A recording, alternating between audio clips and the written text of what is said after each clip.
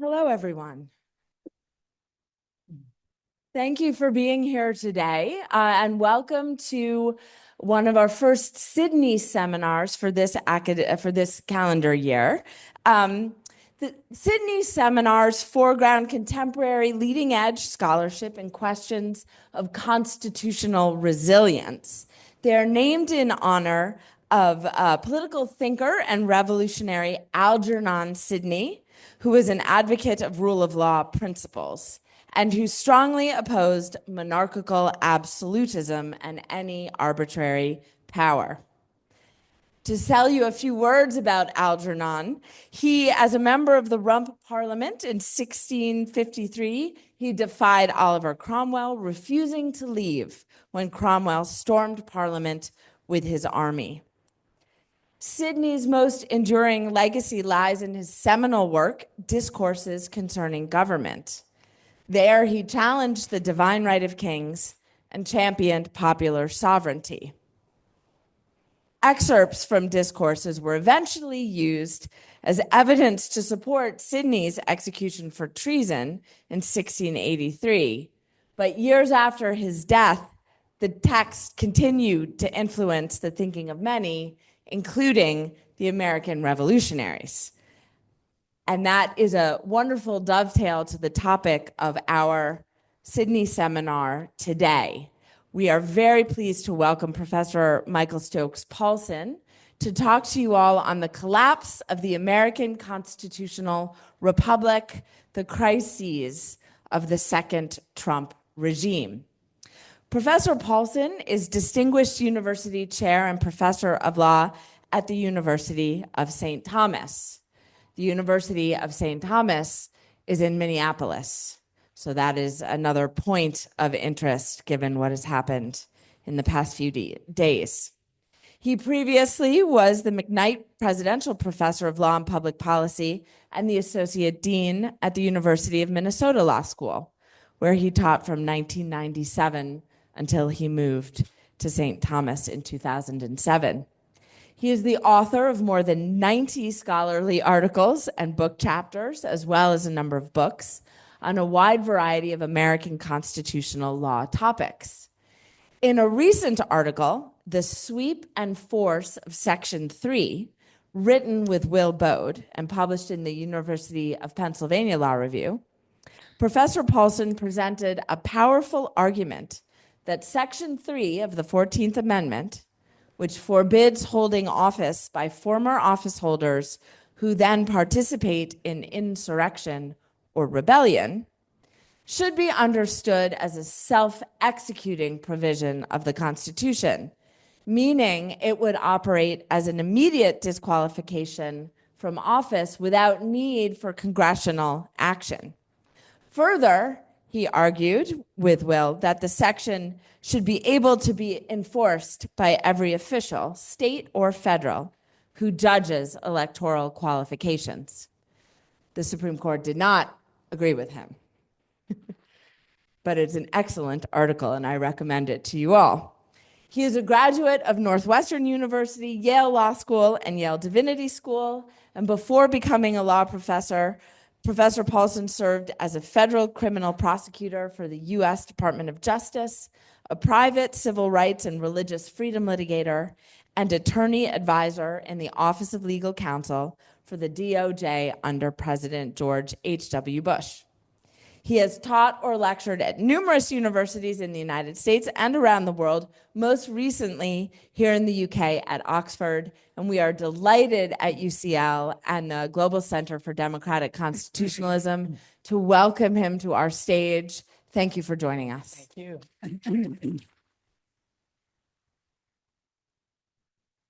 Thank you, Erin. Professor Paulsen will speak for about 45 minutes, and then I'll open the floor for Q&A. Is this on? Can you hear me? Okay, good. Well, thank you, Erin, for that wonderful introduction. I'm delighted to be here. This is only my second visit to London of any duration, not counting just passing through Heathrow. We were here as a family in 2010 for about 3 nights on our way to Kenya. where we were teaching at Daystar University in Nairobi and on the Kenyan savannah. So we spent a few nights here in January of 2010. Our son was 17 at the time, our daughter was 10, and they went, my son was taking a gap year and studied a little bit at Daystar University, and our daughter was in 6th grade and missed her friends at home, but there was the beginning of this new technology, Skype and Zoom. So this is only the second, so we were basically coming here for a visit. To do a little bit of tourism, and we spent 6 days at Oxford University. I presented a couple of lectures there, and a friend back in the United States said, you got to look up Erin Delaney and the Global Center for Democratic Constitutionalism. And I thank you so much for hosting us and sponsoring us. It's been great to walk around London. We saw Hamilton last night. Good American thing to do. It was interesting to see how it landed somewhat differently on British ears.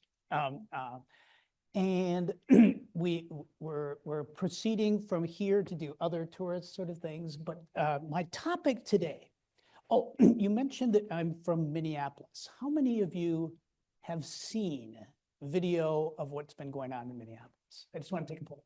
So you know it. This has made the public perception here. I was astonished a few days ago when it was the lead article on the BBC, and that was even before the murder. We are glad to be here. It's about 50 degrees warmer than in Minneapolis. There's no ice here, and there's no ice here.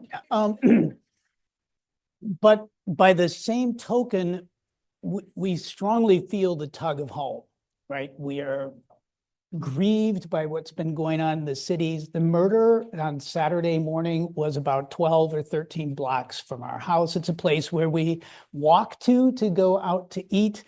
And we are very proud of the people of Minneapolis who have been resisting peacefully, protesting, bearing witness to what's going on, taking videos to hold federal officials to account and to refute their lies when they do lie about what happened. So before we came here, we were actually thinking, should we go home? You know, when this happened Saturday morning, should we go? You know, the instinct was to rush home and be with our people, but I'm glad to be here and to share some of these things with you. My title for the talk today is kind of a provocative title: The Collapse of the American Constitutional Republic. The collapse, the crises, the multiple crises of the second Trump regime. And it's loosely based, I have a handout that's circulating around. It's loosely based on a new course that I offered this past fall at University of St. Thomas School of Law on the various constitutional issues, American constitutional issues that associated with the new Trump regime. The title, Collapse of the American Constitutional Republic. It's also a working title for a book proposal. And I'm agonizing whether it should come with a question mark. Are we witnessing the collapse of the American Constitutional Republic? Or should it be a bold declarative statement that it has occurred, right? The American Constitutional Republic has collapsed, and that the relevant question is not its potential imminent demise, but whether it can be resuscitated after having been killed in certain ways. Now, my premise in all this, my thesis, is that America is in a period of grave constitutional crisis. It is an unprecedented crisis. It is a self-inflicted crisis. And it is potentially an existential crisis, and that it affects the possibility that the United States will not long continue to survive as a free, functioning, constitutional republic. It is an unprecedented crisis in terms of its severity and its danger. Never before has anything like this happened in America. The closest analogy is the Civil War era, which was a huge constitutional crisis. This is certainly the greatest constitutional crisis since the American Civil War, 1861 to 1865. And it is arguably the greatest we have experienced ever because this crisis involves the institutions of the national government. The national government is captured by forces that are really hostile to democratic, Republican rule of law principles. And that's different from the states attempting to secede. That was a bloody enough civil war, but this is potentially more threatening to the permanence of American democratic institutions. It is a self-inflicted crisis. I said, we Americans, we did this to ourselves, right? In the November elections of 2024, Americans, a majority of American voters, deliberately voted for a man who was manifestly unfit for office, who was a convicted felon and was under multiple criminal law indictments for attempting to subvert the American constitutional order, to overthrow the results of a free election and sustain and maintain himself in office despite his election loss, who instigated an attack on the Capitol in order to prevent Congress from certifying his loss, and that unleashed attacks on his own vice president with a mob chanting that they were going to hang Mike Pence, the then vice president, if he did not unlawfully refuse to count votes for Biden and throw the election to Trump. This is, not to put too fine a point on it, basically an attempted political coup d'etat against the US Constitution. And as Erin mentioned, my co-author Will Bode and I wrote an article some years back, just about 2-3 years ago now, that argued that as a consequence of being an insurrectionist, Trump was actually constitutionally disqualified from office. Nonetheless, Americans voted for it. Not quite a majority, but a controlling plurality voted Donald Trump, a person with these characteristics and this history, back into office. 73 million Americans voted for Donald Trump. It is, to me, almost unbelievable that the American people would elect such a person as president, but there it is. It's hard to deny what has happened, and that is the crisis in which we present ourselves. It is, I think, an existential crisis, and that I think it truly threatens to bring about the collapse of the American constitutional republic as we have known it for the past 240 years. And to replace that with some other system that we don't know what will be yet, right? The new system of government in the United States might bear many resemblances, at least structurally and superficially, to the old constitutional regime. But make no mistake, it will be a different constitutional system. This crisis threatens the potential loss beyond recovery of a constitutional system that has been, until relatively recently, the source of tremendous strength, stability, liberty, and honor for America. And as such, has been of tremendous value and importance, not only to the United States, not only to Americans, but for much of the rest of the world as well, and especially America's friends and allies, including the United Kingdom. That stability and integrity no longer exists. America has skidded off the constitutional rails, so to speak. We have in the United States right now a lawless president, a lawless presidency and administration, supported by a pliant, compliant Congress, and tolerated by a timorous timid, accommodating, and sometimes supportive US Supreme Court. President Trump is in an effort in his first year in office to seek to concentrate power in the executive branch and within the executive branch of the United States government, specifically in him personally. His second major objective, in addition to concentrating power in the executive, is to evade, eviscerate, or eliminate checks. American system is vaunted for its checks and balances resulting from separation of powers. Trump has taken efforts to eliminate or evade these constitutional checks, these limitations on his powers. And then the third big theme of the Trump first year in office has been an attempt to suppress or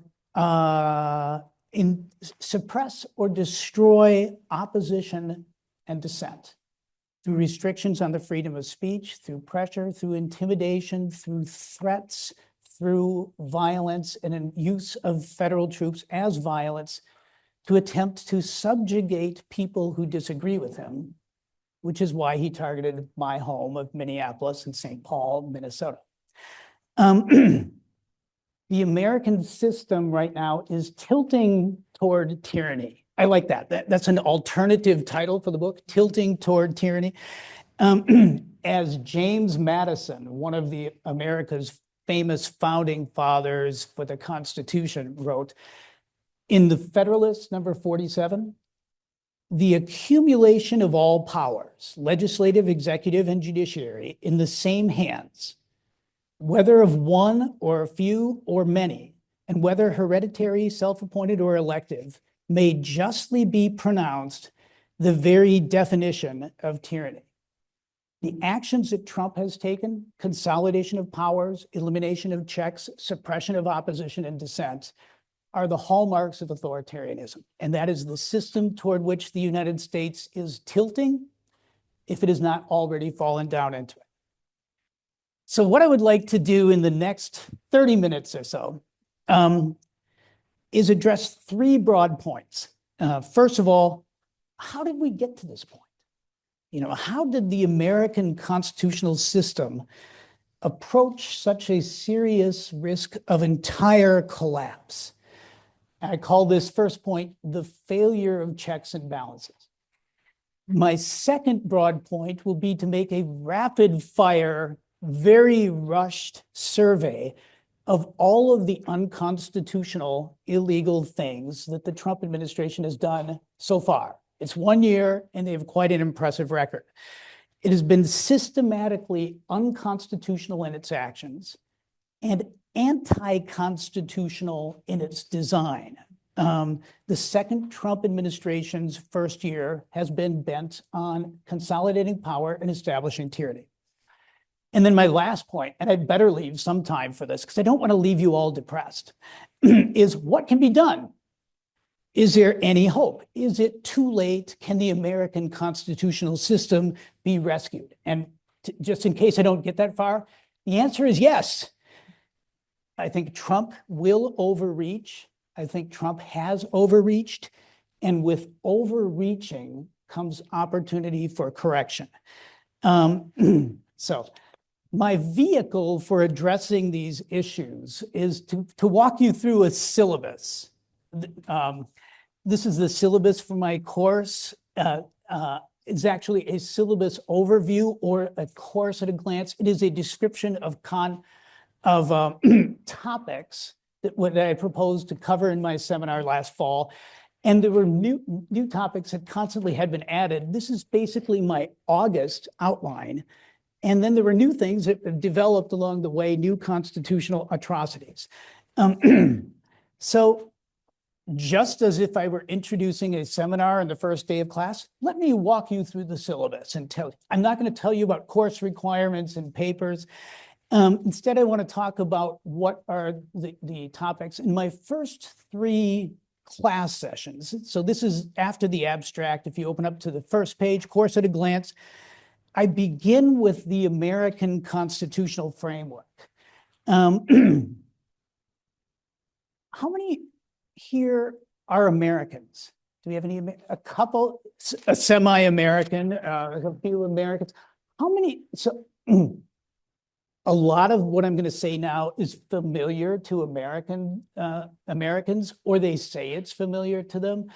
But I don't want to assume anything about your knowledge. So forgive me if I'm explaining things you know about the American constitutional system already. But I think it's important to highlight some of the strong differences and structural differences with European constitutional systems. Features of the American Constitution that I think are distinctive. First of all, it is written constitutionalism. We have a written constitution. Unlike UK, which has a number of documents, but an accumulated history and tradition of practices that form the Constitution, the UK Constitution, the British Constitution, is a product of evolution, history, and practice. Is that fair to say? And a few documents. Public law module conveners in the audience, so I don't want to say anything, but I think it's fair to say. Hold on. The American, our third Chief Justice, regarded as one of the great Chief Justices in American history, John Marshall. In fact, I went to John Marshall Elementary School in Wausau, Wisconsin. So I love John Marshall. He said, we regard a written constitution as one of the greatest improvements on the science of government that is a distinctively American contribution. Here is our Constitution. It's not history floating out there. It's not practice. It's not experience. It is a single written, determinate legal text. It is a code, a little code book that is designed to function as supreme law of the land. Article 6 of our Constitution requires all officers to swear an oath to support this Constitution, and designates the Constitution as supreme law of the land. Anything in the constitutions or laws of the several states to the contrary notwithstanding. It follows from the fact that we have a written constitution that practice does not change or alter the Constitution. I think there's a fundamental stake in the ground that you should adhere to.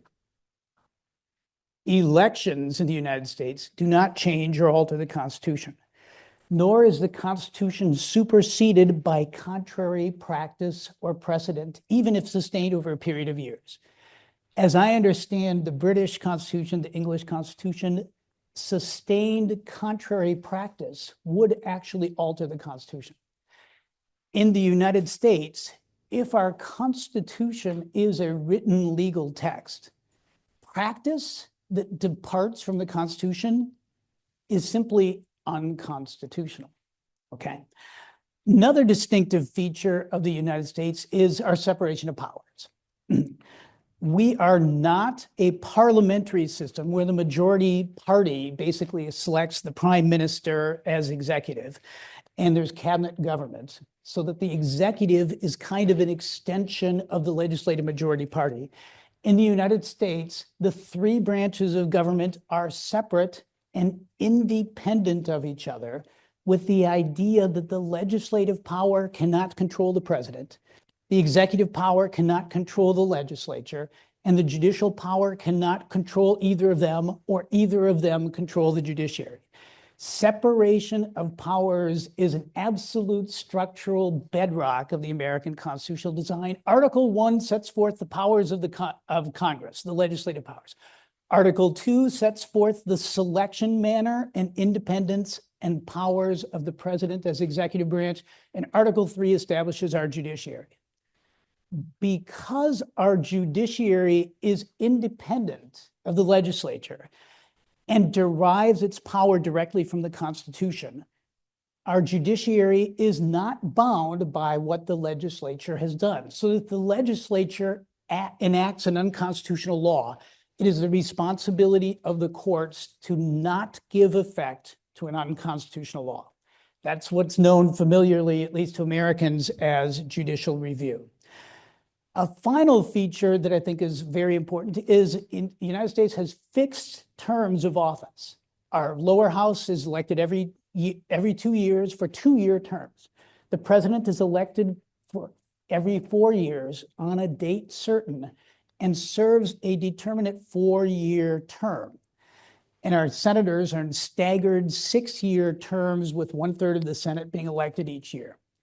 The idea is that by responding to different constituencies and being independent in their mode of election, the branches will keep each other in check, okay? But one big drawback of this, when compared with parliamentary systems, is that when we elect a terrible president, we are stuck with him for 4 years. You have a bad prime minister. You've been turning over prime ministers rather quickly, which is unusual. Britain has traditionally been a very stable parliamentary democracy. But if the executive loses support of the legislative branch, the parliament, or of the people, the government falls, and you have new elections, and you can replace a bad regime. We don't have that in America, okay? We thought it was a brilliant idea to have fixed terms, and there are certain advantages to it. Separation of powers is thought to give rise to checks and balances of the other branches. So in my first class session, this is all very familiar to Americans. I pose a couple of quick discussion questions in the last half hour of my 2-hour seminar. And one is, what makes the US Constitution law? Okay. And it is not the fact that it is accepted by the people as law. What makes it as law is that it is enacted by the people and is an authoritative written text that declares itself to be law. However, if the people no longer accept the Constitution as law, or if government officials no longer adhere to the Constitution as law, my question to the students was, is it still law if people don't obey it? Does the Constitution matter if it is not enforced as a practical matter by the branches of government, if it is not adhered to by the institutional actors? Does law matter, or is the only thing that matters politics and power? The third question that I pose to my students is this one, which is, was James Madison wrong in thinking that separation of powers was an appropriate design? Was John Marshall wrong? Was Alexander Hamilton wrong? Is the American Constitution sufficiently well designed to guard against tyranny? And the recent experience of America has been not so good. We had a good run of 240 years. But I think there are reasons to question whether the American Constitution is sufficient to guard against tyranny. So my second and third class sessions, and this is they're numbered 2 and number 3. These are braced under the heading before 2025. Lead up to crisis, defects and failures of the Constitution's checks and balances. And then this question of, does the Section 3 disqualification of Trump, how does that play into things? And my proposition is that the system of checks and balances, for all its vaunted superiority as a matter of constitutional design, failed miserably in the period that led to the reinstallation of Trump as president. And so first I discussed the decline and fall and near demise of impeachment power, the failure of the criminal law to serve as a check, and the failure of constitutional limitations and disqualifications to serve as a check. Let me just say a few words about each. On impeachment, impeachment power is the power of the legislature to remove the executive from office. We borrowed this concept from England. Most of the good things in the American Constitution come from English history, and impeachment power was one of them. The power to impeach an officer did not in England extend to the king. The king was inviolable. but the President of the United States is explicitly made subject to the impeachment power.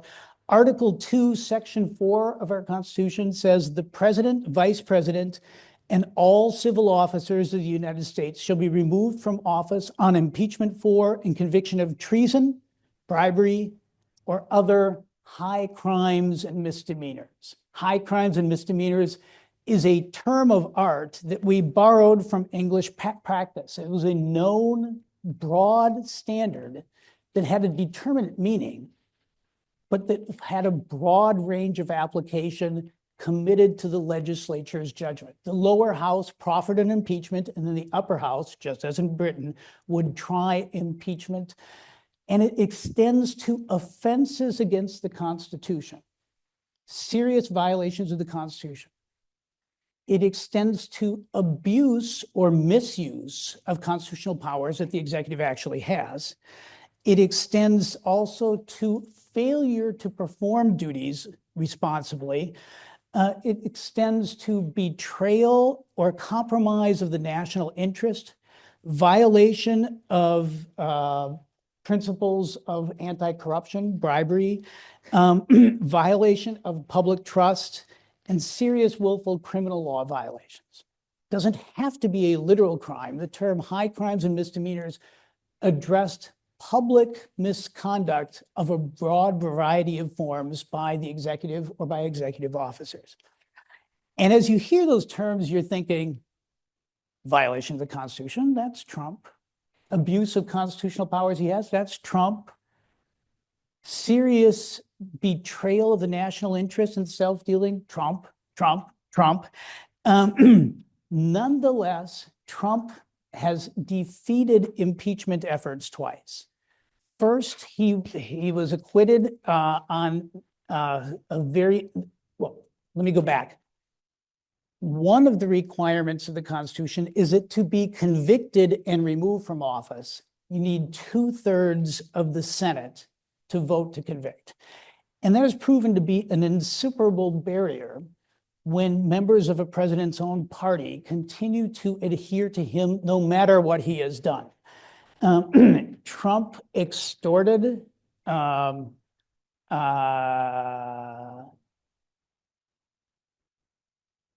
Ukraine, held up financial and military aid to Ukraine. This was prior to the Russian invasion, unless they agreed to investigate and prosecute his anticipated political opponent, Joseph Biden. When this was revealed, he was impeached for corruption and abuse of power, but his party stuck with him and he was acquitted in the Senate. Then, for the attempt to overthrow the election in 2020 and for initiating the assault on Congress in the insurrection of January 6, 2021, Trump was impeached a second time, even though he only had 2 weeks left in office. The trial of Trump's impeachment occurred after he had left office. Had it occurred immediately, I think that the Senate would have overwhelmingly voted to convict Trump. But once he was out of office, there was at least some question by some observers whether you could use the impeachment power when a president was already out of office, or whether that extinguished the impeachment power. Nonetheless, a majority of 57 senators versus 43 senators voted to convict Trump of high crimes and misdemeanors and to disqualify him for future office. But 57 falls short of the 67 necessary to establish a 2/3 majority in our 100-member US Senate. And so Trump was acquitted, notwithstanding the fact that he was clearly engaged in unconstitutional, illegal, irresponsible actions. Which leads me to pose to my students the question of, is impeachment a dead letter? Does it fail to function as a meaningful constitutional check? The second check that we discuss is the check of the criminal law. The criminal law. It is a foundational principle of American Republican political theory that No man is above the law. We don't have kings. Nobody is above the law, and nobody is immune from the law. So after Trump had left office, there were further criminal prosecutions instigated against him. One was by the state of New York, which convicted him of 34 counts of white-collar business fraud. Okay, convicted. He is a convicted felon. He hasn't served any time. At the same time, an independent, quasi-independent special counsel for the Justice Department was investigating Trump for crimes associated with the attempted overthrow of the United States government. And he was indicted, I think, in August or July of 2024, those offenses as well. They were slow getting to the indictments. Trump was also indicted in Florida in a federal court for misuse of confidential and classified documents. He's retained documents and was like, they were in his bathroom at Mar-a-Lago, and he was showing, and they tried to get him to give them back, but he insisted, no. And so there were prosecutions against him initiated too. In July of 2024, the US Supreme Court, in what I think has to count as one of the dozen or so worst decisions in the Supreme Court's history, held that the President of the United States is immune from criminal prosecution for anything he does with the powers of his office. Now think about that. The president is immune from the criminal law if he commits a crime using the powers of his office.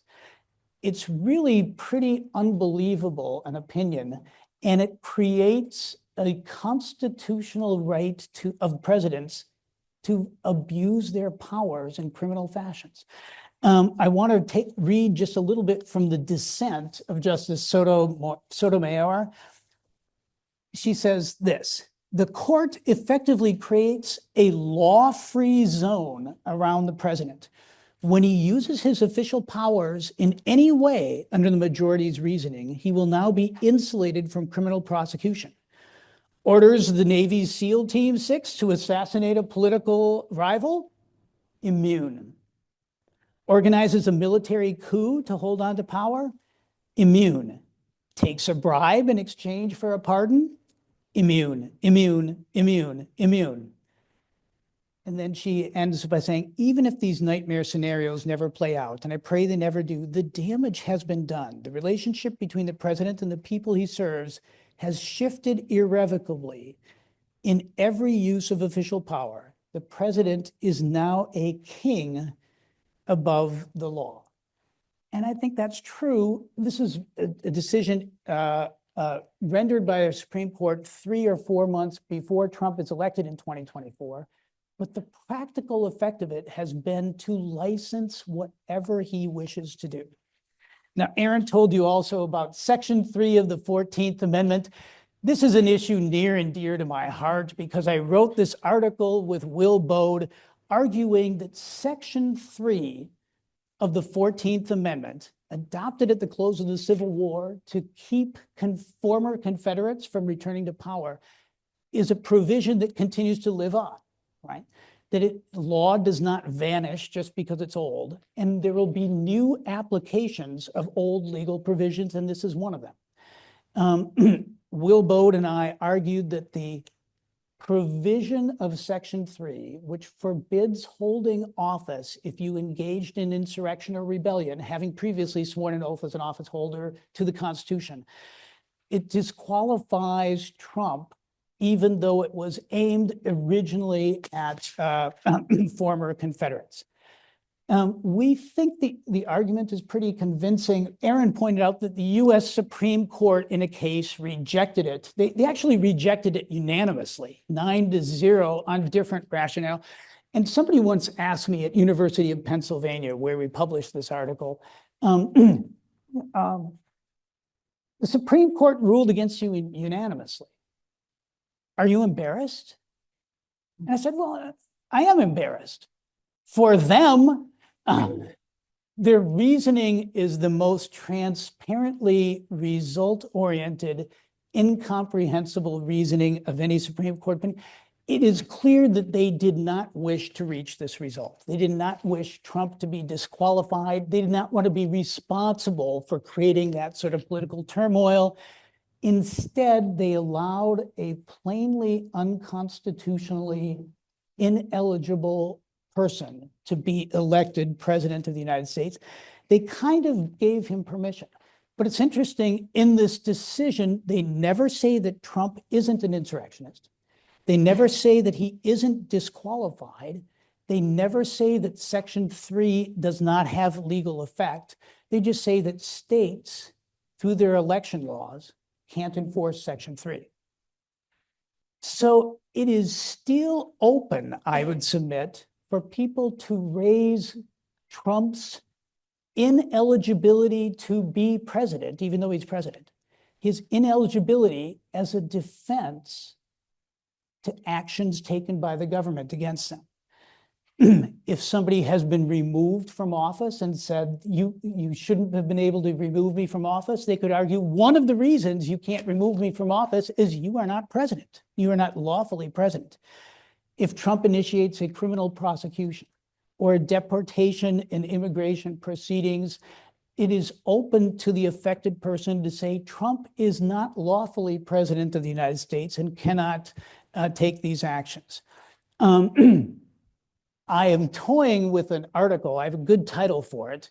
It's Trump is not president. And I think that is actually legally true. Obviously, he holds office and wields power, but he is not lawfully president. And if our argument in this long law review article is right, and it is, and nothing in the Supreme Court decision refutes it, then Trump is not constitutionally empowered to take almost any of the actions he's taking. A staggering implication. Okay, all of this is before the election of 2024. The election of 2024 returns Trump to power, and he engages in a wide range of activities. And let me just do this lickety-split because I'm taking up more time than I thought, and I want to leave time for questions. This is assignment number 4, consolidating and concentrating power in the executive branch and removing intra-executive checks.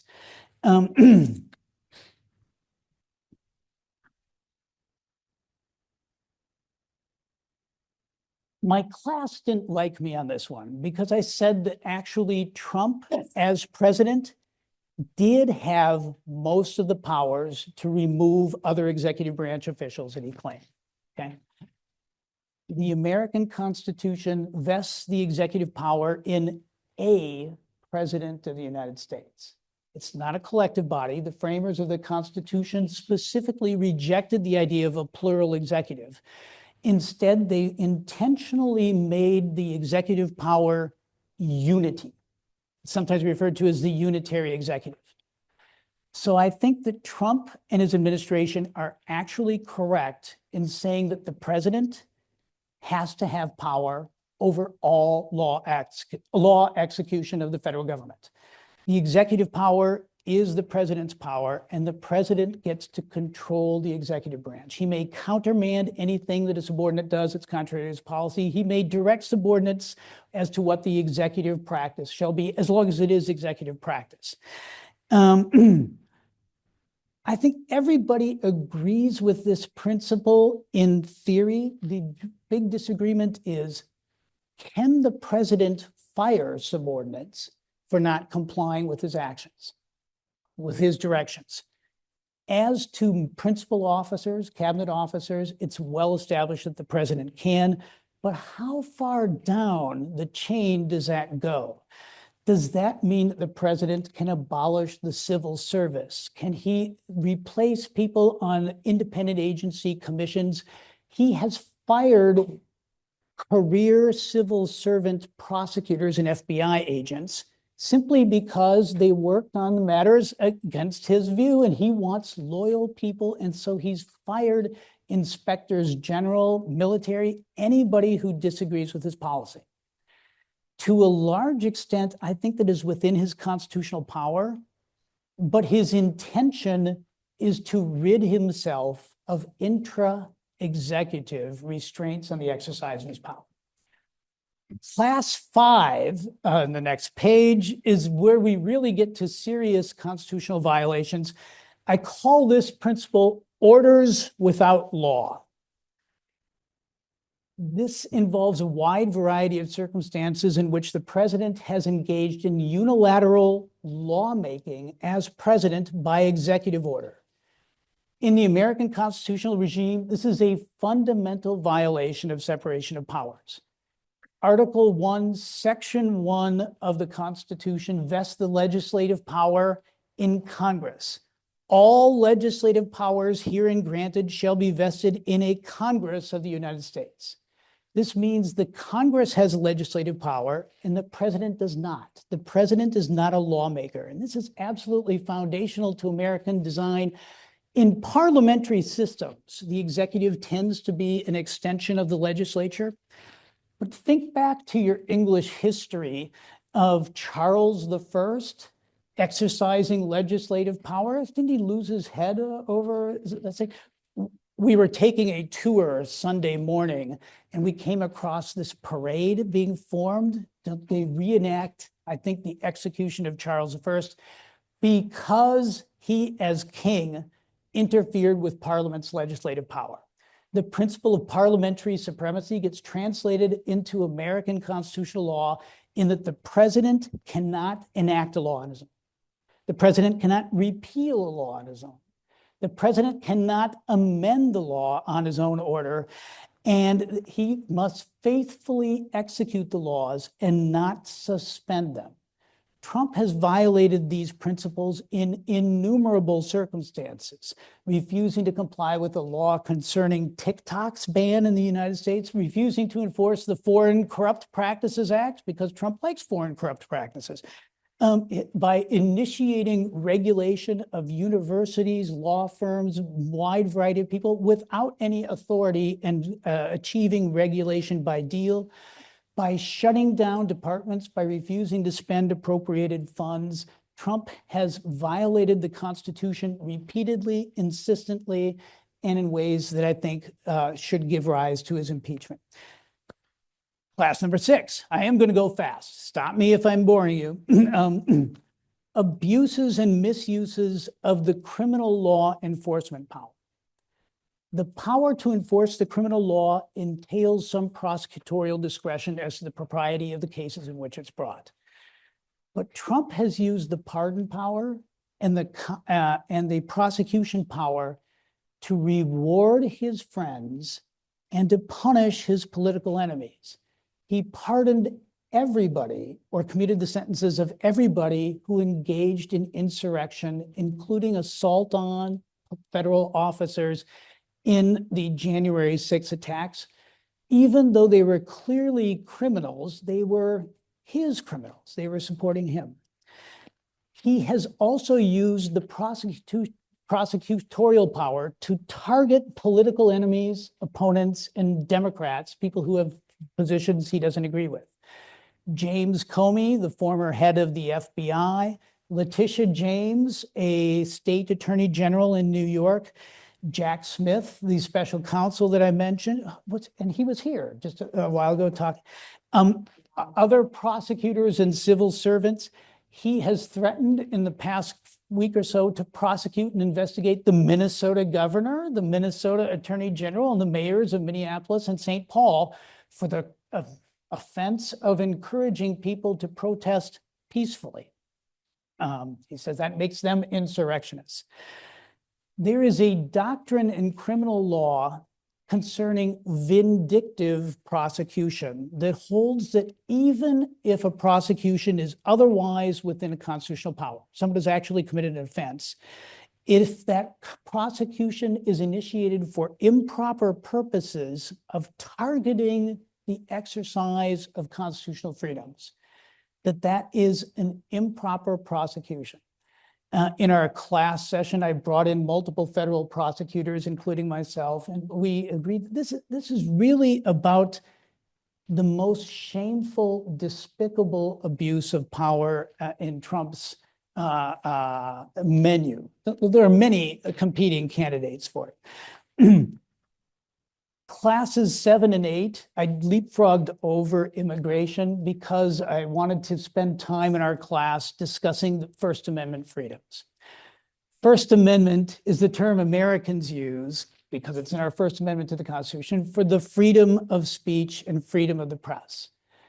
There are so many varied and extreme examples of Trump's violation of the First Amendment right to freedom of speech that I can't possibly discuss them all. I'll respond to particular ones if we have more time in the question and answer period. But the core principle of the First Amendment, freedom of speech, and Americans value this probably more extremely than any other democracy, is that government may not prohibit, punish, or penalize, or suppress, or exclude persons or speech because of the views they express. Government may not punish, prohibit, or penalize the expression of views. The First Amendment says government may not abridge the freedom of speech, and that has been interpreted, I think rightly, to be a very broad protection of liberty. And Trump has violated this in so many ways. I have my long list. I scribbled it down on this yellow piece of paper, but it's so small, I think we need to move on to immigration and war. And these are the points I want to conclude with. Trump has abused severely the power to enforce immigration laws. Now, I think that a nation is permitted to maintain borders. And a nation is permitted to have immigration law restrictions on who can come into their country under what circumstances. But Trump has used the immigration laws as a weapon of racism and racial profiling, and as a weapon for denying Fourth Amendment constitutional rights against unreasonable searches and seizures. In Minneapolis, for the past 2.5 months, Trump has been engaged in sending basically a 3,000-member federal police force to engage in a campaign of intimidation of the people. Now, Minnesota is in the middle of the country. It's a northern state. It is not full of illegal immigration problems. We do have minority communities within Minnesota. Thank you.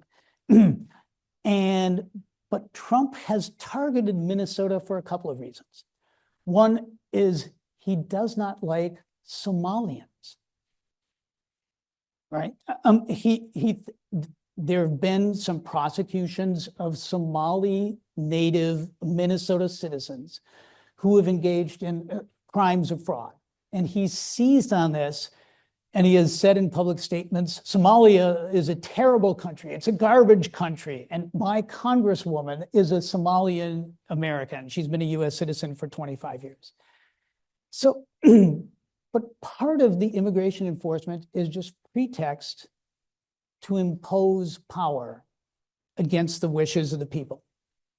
And some of the actions, I encourage you to see these on videos.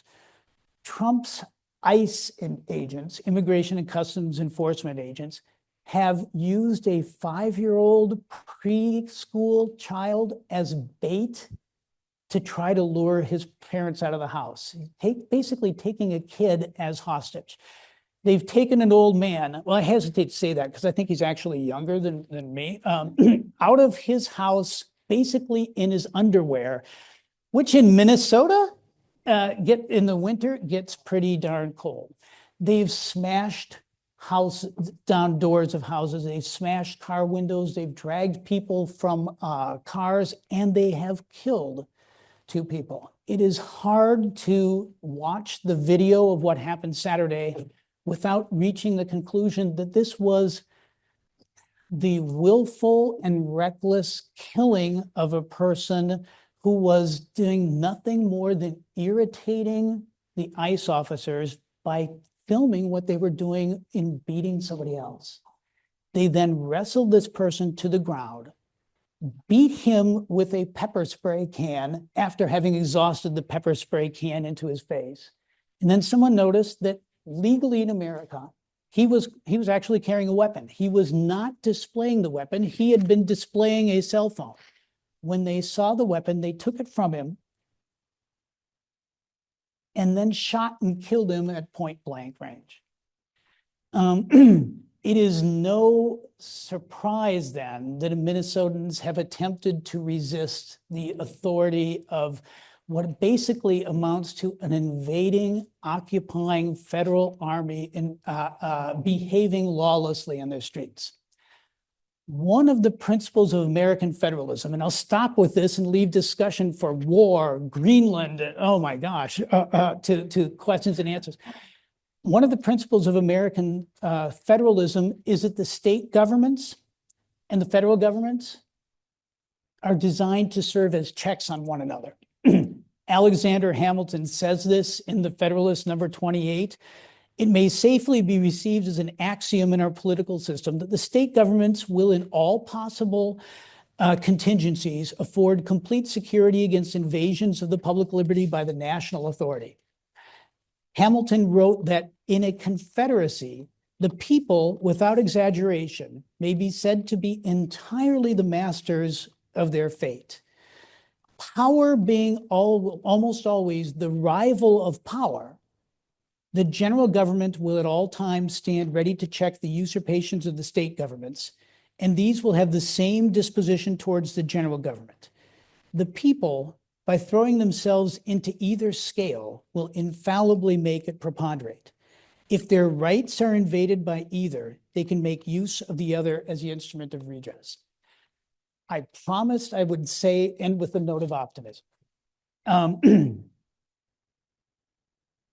Trump will go too far, and maybe with the events concerning Greenland and Europe and NATO, and with the events concerning Minnesota, it appears to me possible that this is the turning point. Abraham Lincoln, our most famous and revered president, said something to the effect of, with public sentiment, everything is possible. Without public sentiment and support, nothing is possible. So he who molds public sentiment digs in deeper than he who passes laws or enacts Supreme Court decisions. If Trump loses popular support, even the weak-kneed, invertebrate members of Congress are likely to abandon him. And it's possible that we will see impeachment. It is possible that we will see the American people through election systems counteract Trump. There is hope. There is only a glimmer of hope. And with that, I think I better leave time for some questions. Thank you very much. So the one that I have is, I wonder if you could say a few words, particularly about how you ended. I have lots of questions, but start with this one. How you ended thinking about electoral change. Because one of the striking aspects of this past weekend was the request from Nome to get the voter rolls of Minneapolis and the state of Minnesota. And one of President Trump's first actions as president was to issue an executive order claiming the authority to effectively confiscate voting machinery if there's a question about its integrity. And of course, something like that can't be challenged in the courts until it happens. It's not right. And so nothing has happened to challenge the viability of that executive order, and would not be able to be challenged until effectively the night of the election, should that happen. So we're seeing a few things that seem to point in a direction that might make us concerned about the 2026 midterm. So the first question is, are you concerned about the 2026 midterms? The second question here online is drawing from David Paulsen and Jedediah Britton Purdy's recent essay, which says that there are ways to interpret our constitutional moment. Is it extended dysfunction? Is it authoritarian rupture? Or is it constitutional regime change?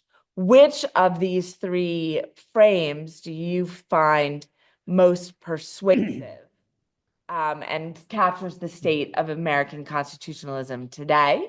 And then the final question is, to start, is just why do you think the Supreme Court issued the decision it issued in the Trump immunity case? So Justice, why was the Supreme Court willing to give this space? And I would add to that question that I think Chief Justice Roberts has mentioned his concern about tit for tat. And so why is that something that you find persuasive as an argument? And so those are questions. Take whichever of them you wish, and then we'll get another round. Let me try to spend 30 seconds on each. Am I concerned about 2026 elections? Yes, in part because the gerrymandering that many states are doing is designed to preserve the existing Republican majority, and they might well succeed in doing that. I'm very proud of Steve Simon is the Minnesota Secretary of State, and he refused, I think it was Attorney General Pam Bondi who wrote the ransom demands. We'll take federal troops out of Minneapolis if you change all your laws and give us your voter rolls. And Steve Simon, who was one of my first law students at University of Minnesota, said basically, how do you say this politely? No. The federal government has no authority over states' administration of elections according to state election law. Congress, under the Constitution, election of federal representatives comes through state elections. The states determine election time, place, and manner. Congress can displace that by legislation if it wishes. Congress has not done so. One of Trump's early executive orders was to say, I am going to command that elections in states adhere to these following criteria.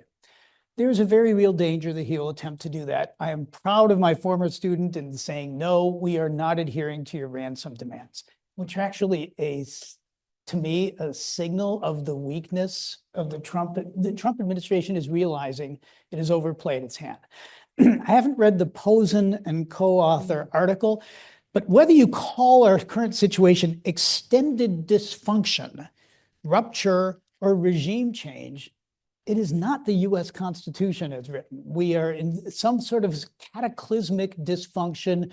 I would hope that whichever of these terms is the least ominous is the one that proves to be true. Why did the Supreme Court decide the Trump immunity case? A signal of what they were thinking occurred at the oral argument before the Supreme Court, where one of the justices, Samuel Alito, who was actually an old friend of mine, he blurbed a book that I wrote, endorsement on the back. And long ago in the summer of 1984, I played on the same Justice Department softball team as Sam Alito.